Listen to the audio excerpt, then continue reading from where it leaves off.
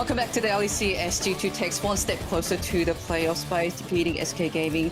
Jankos, congratulations on the victory and happy birthday. Thank you for both, I guess, for the birthday and also for the win, or like for the congratulations. And you had a nice Syndra, Viego performance today.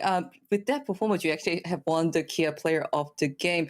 Can you tell me about your overall preference on Viego and how the champion usually impacts the game?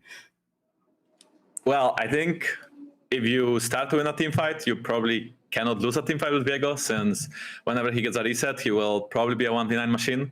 The problem is when you miss an ultimate against a 100% dead target and then the target doesn't die, then the team fight can really go south.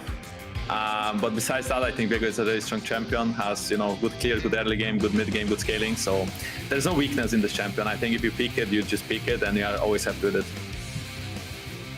Do you think you having this longevity as a player and having played a variety of champion also helps in performing well on Viego?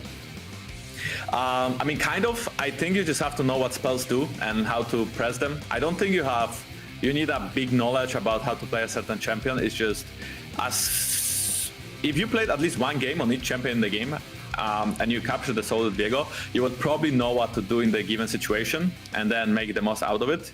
And afterwards, I guess you just, ult again and you are back to being Viego or a different champion.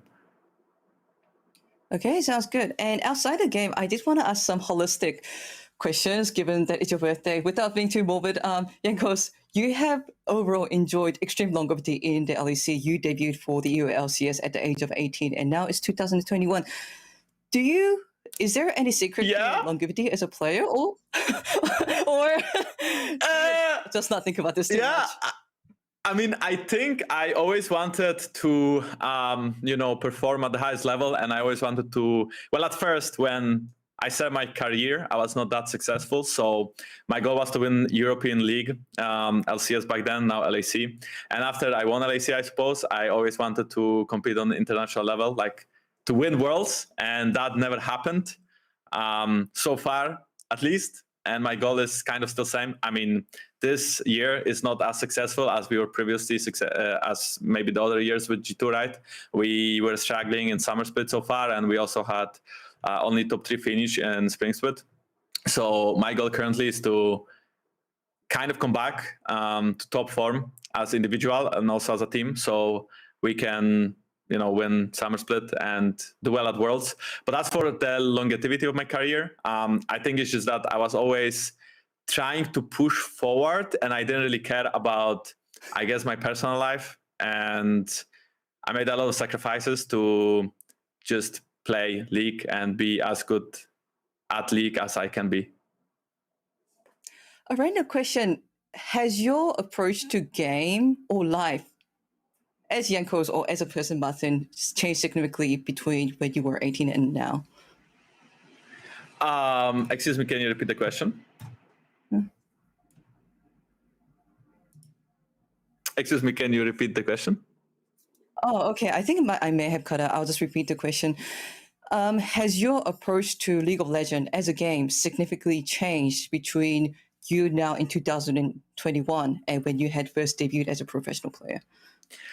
Yeah, I think definitely. I think right now I still play a lot of solo queue, but I don't consider solo queue the most important. I feel like, watching a lot of games and also talking to your teammates about how the game should be played and how you want to play it as a team is way more important. So not as many solo queue hours for me, but putting more effort into, I guess, even team activities, right? I mean, in the end, it's a team game, so you need to be on the same page with your team, both inside of the game, but also outside of the game, because if you don't enjoy the process and you don't enjoy who you are working with, then I don't think it's possible to succeed.